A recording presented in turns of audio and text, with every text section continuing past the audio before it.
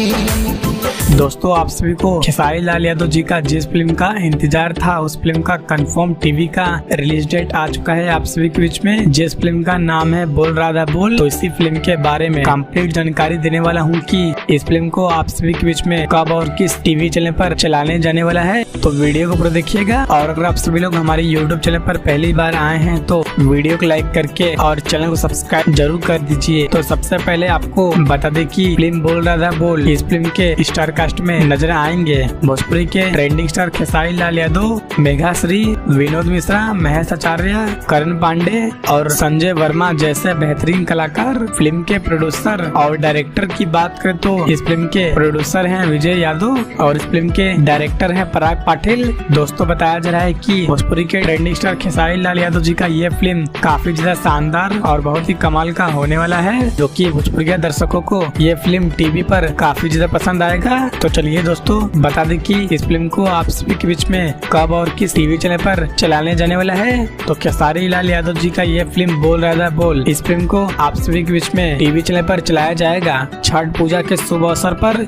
यानी कि 18 नवंबर को। जी हाँ दोस्तों, 18 नवंबर को शनिवार के शाम 6 बजे फिल्मची भोजपुरी के टीवी चैनल पर चलाया जा रहा है। तो आप सभी लोग इस फिल्म को एक बार जरूर देखिएगा। और दोस्तों वीडियो पसंद आई हो तो वीडियो को लाइक करके चैनल को सब्सक्राइब जरूर करें।